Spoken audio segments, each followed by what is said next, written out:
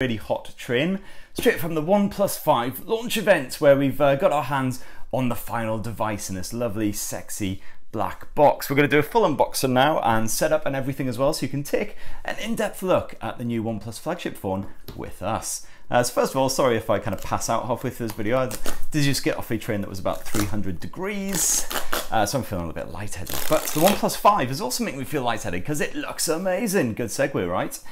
So here we go. This is obviously OnePlus's first 2017 phone launch, and it looks to expand on the brilliant OnePlus 3T, which was our favourite phone of 2016. In several areas, most notably the dual camera, which, as you can see, they've obviously bigged up quite a lot. There's the full reviewer's guide there, explaining the new handset in full with all of its new features, design, and all the rest of it. Hey, cat action! Everyone loves a good pussy. Cheap joke there for the win. So there you go. So I'll go through that later. But here we go, the OnePlus 5. So as you can see, we've got the handset itself right here. And as you, if you're a OnePlus fan already, you'll notice that the box certainly hasn't changed in design much at all. It's the same box we know and love. Nice shiny white glossy finish, very subtle design. Just the number 5 there, slightly embossed in the surface. Dual camera, clearer photos, of course. So again, continuing that message on both sides with the awesome new camera tech. And it's the midnight black one. Get in, yes, win. So it comes in two colours. There's a kind of a slate grey version and the midnight black. The midnight black is the more beefy of the two, as well as spawning the sexier design in our own personal opinion. As you can see, created together with our fans. OnePlus fans are obviously very vocal and very smart, very clued up when it comes to tech and all the rest of it. I'd imagine there's a few watching now, so good on you guys. And so yeah, so there we go, there's the OnePlus 5 handset, and also in the box it looks like we've got some of the new cases. So as you can see, you've got the wood grain finishes, just like you did on the previous OnePluses, and also a sort of a more textured, sandblasted kind of finish, and that looks like another sort of textured banded effort there. So we'll check all those out in full, most likely in another video. But now, onto the main event, OnePlus 5, here we go. Let's do a full unboxing. So in terms of the sort of the specs and everything, most of the specs haven't changed too much from the OnePlus 3T. It's still the same size, it's still a 5.5 incher. Hang on, sorry, I'm gonna have to get something sharp to pierce this because my nails are shit. Definitely not sharp enough. Oh, god damn it. Ah, there we go. I ended up just chewing the thing, often the way forwards. So yeah, so it's still a 5.5 inch handset, still a full metal unibody, as you'll see in a second once I pull it free. There we go, there it is in all of its glory. Gorgeous, and very black, as you might expect. We'll take a look at that in a second. First of all, because it's an unboxing, we'll check out the rest of the box. Okay, so that's very snazzy. Straight away, you get an example photo taken on the OnePlus 5. Shot by Gunkala Tixeria in Iceland. Sorry if I completely mauled your name, Gondera, as I probably did. Friend, thanks for choosing the OnePlus 5. We developed this device with the goal of making effortless clear photos for everyone.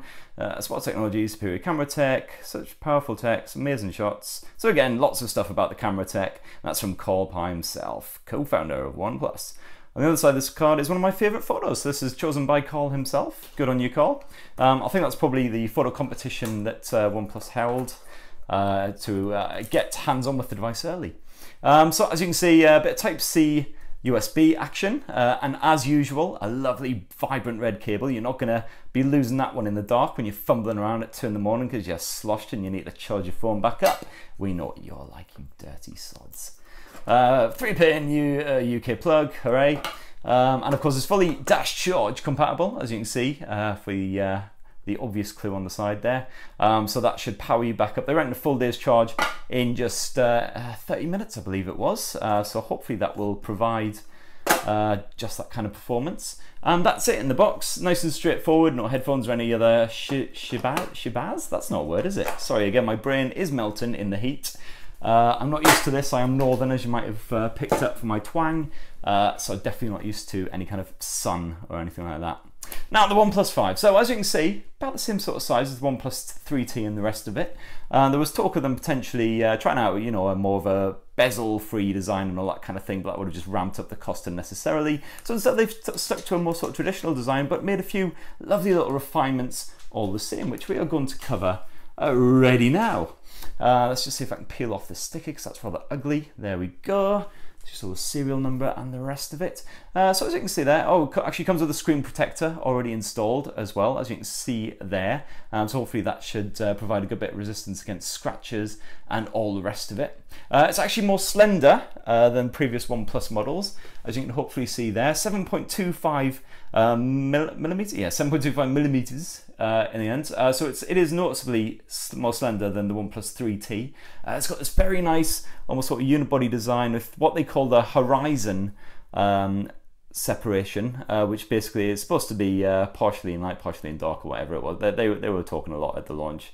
A lot of it kind of went over my head like, when it comes to the design side of things. But as you can see, it's got an iPhone style banding on it below and above on the rear plate there, and just curves around neatly around the edges. And as you can see at the sides here, we've got the usual kind of controls. So we have, of course, the silent loud modes slider, alert slider, I believe it's known as.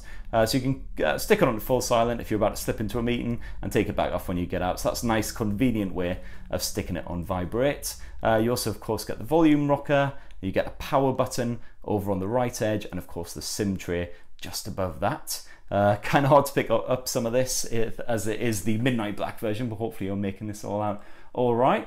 You've got a speaker down below there, nice metal grating there, Type-C USB and 3.5mm headphone jack. So don't worry if you've got old school headphones or earphones, you can still get those plugged in and get that top quality kind of audio experience. And of course, one of the major differences is of course the new dual lens camera. As you can see, it's no longer centrally positioned like it was on the OnePlus 3T and prior phones. It's now moved into this corner. That's just to kind of just to jumble around the insides and sort of make it all fit together.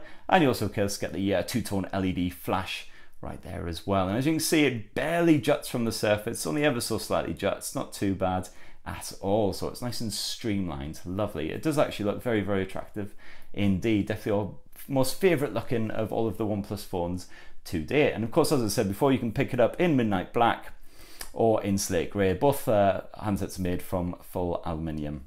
They're not water resistant, unfortunately. No water resistance in the OnePlus 5, as we'd kind of hoped that we would get, to bring it more in line with other flagships such as the HTC U11, Samsung Galaxy S8 and S8 Plus, Sony Xperia XZ Premium and all the rest of it. But hey ho, you can't have everything, can you?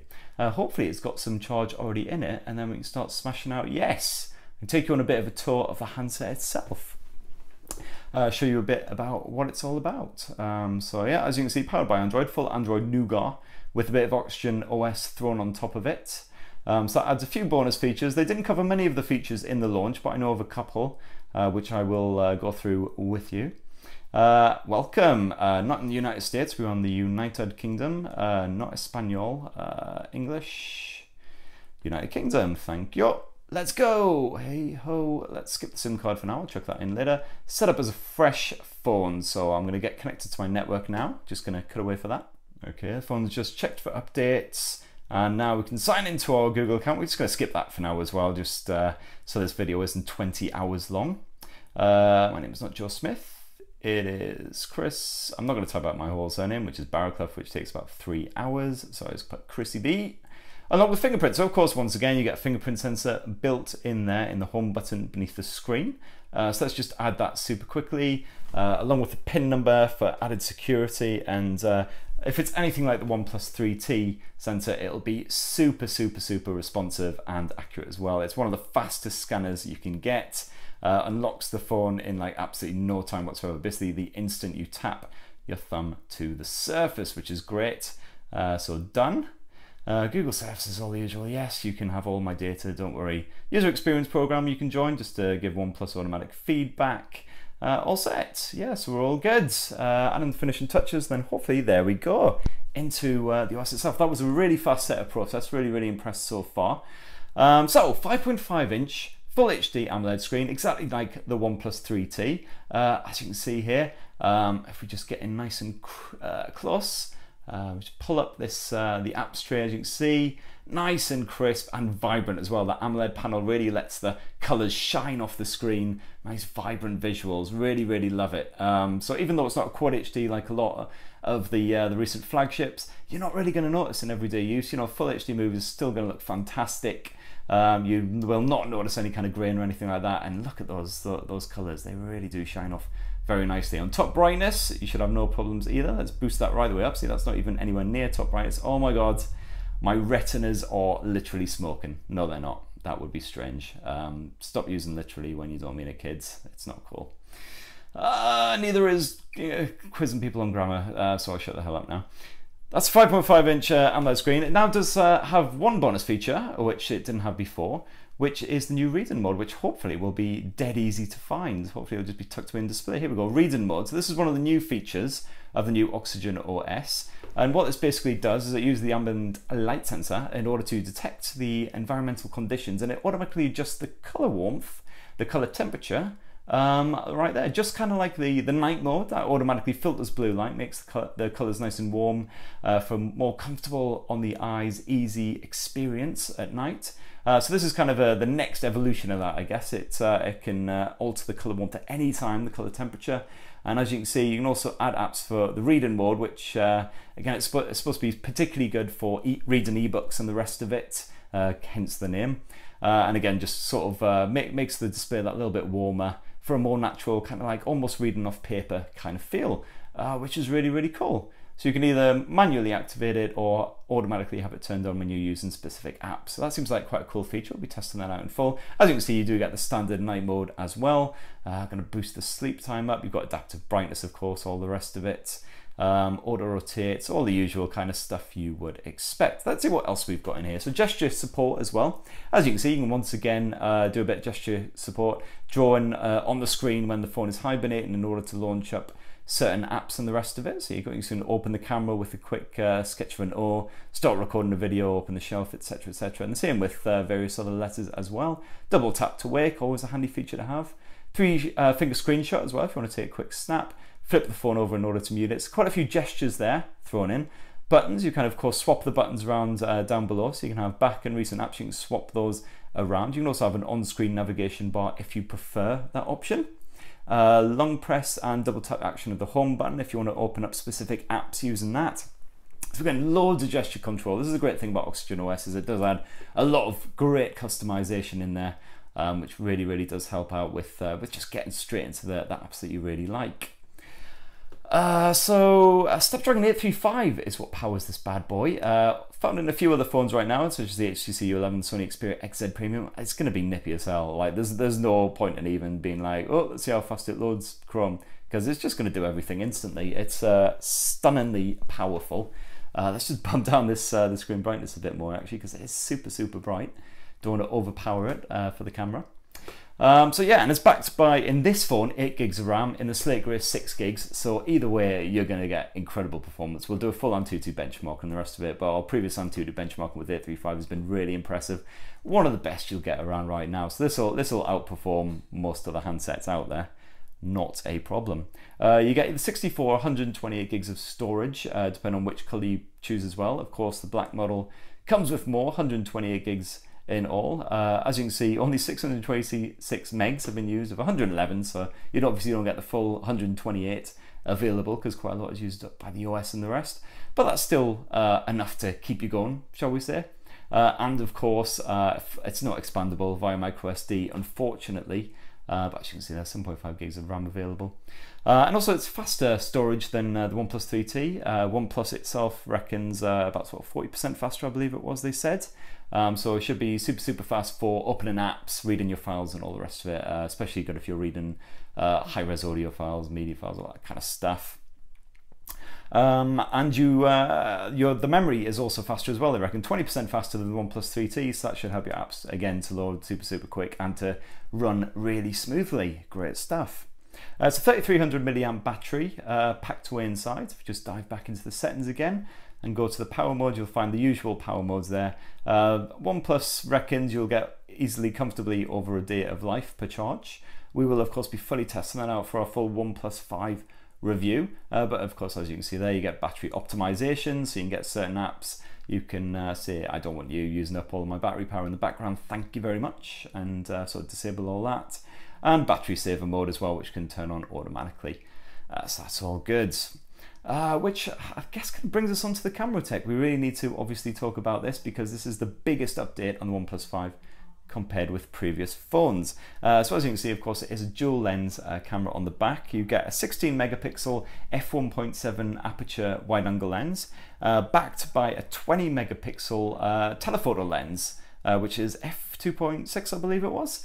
So in combination, they should shoot really sharp, detailed photos. Should be able to get a good zoom on it and all the rest of it. Obviously, great crispness as well, with the two lenses working in conjunction of each other, and with that f1.7 aperture as well, it should capture really crisp and grain-free low light photos as well, touch wood. So far certainly it's making this room look a lot brighter than it actually is, thanks to my daughter for all these little wall scribbles. Cheers for that. I suppose it is her room, so I can't really complain. As you see, just snap away, super fast autofocus, really nippy indeed. That definitely seems to be a rival to the likes of the Samsung Galaxy S8 and the Xperia XZ Premium, so it'll be better than the XZ Premium actually, which has a bit of processing time with it, unfortunately. And you get a few bonus modes, of course, get full built-in HDR and all the rest of the stuff that you would expect. As you can see, if you flip up, you enter full video recording mode. You can shoot up to 4K resolution video just with a quick tap there, and of course 60 frames per second, 1080p as well. Glorious stuff. If we dive into the settings, you can see you get a variety of different other modes as well. You get full manual controls. So as you can see there, you can mess around with the shutter speed, white balance, ISO levels, all the rest of it. Great stuff. And there we go. It's a nice little turny wheel. You just twist. There you go. And get it to exactly what you want if you're a bit of a pro, a bit confident with all of that. And you can shoot in full raw images as well, which is handy for editing on the go in particular, and captures lots of impressive detail. So yeah, and of course there's a new portrait mode as well, which we're interested in checking out. Kind of similar, I'm guessing, to Huawei's portrait mode on its P10, P10 Plus. So what you do is basically it uses the two lenses in conjunction, and it just captures a nice sharp image and plenty of bokeh in the background as well. So I'll just find a willing subject. Okay everyone, meet Molly. Hello Molly, you are our willing victim in this this quick test. So as you can see, we've got a bit of depth effect on the go. This is using the two lenses in conjunction to keep the subject nice and sharp while adding this sort of blurred bokeh effect in the background. So we just take a quick snap and then check out the results. See, there was a bit of processing time there, but as you can see, Molly is nice and sharp, but the background has got that sort of lovely, gorgeous sort of blurring effect. So really helped Molly stand out. And yeah, that looks really nice. So a similar sort of effect as we see you can get on the likes of the P10 and the P10 Plus. So we'll be obviously testing that out in full. And around the front you get 16 megapixel f2.0 aperture lens, which I'll not turn on now because you'll see me and how disgustingly sweaty and horrible I look. So that will just give you nightmares. Let's not do that. So there we go. That, in a nutshell, is the new OnePlus 5. A few other little bonus features that we haven't mentioned. There's a new gaming mode, for instance, which is similar to Samsung's game launcher. And a few other little tweaks here and there, but we'll be covering the Oxygen OS in full, so stay tuned for all that. And of course, comparing this bad boy to lots of other flagship phones, including the old OnePlus 3T, Samsung Galaxy S8, Sony Xperia XZ Premium, and the Google Pixel. So stay tuned for all of that. Thanks for watching, everyone. Love you. Bye.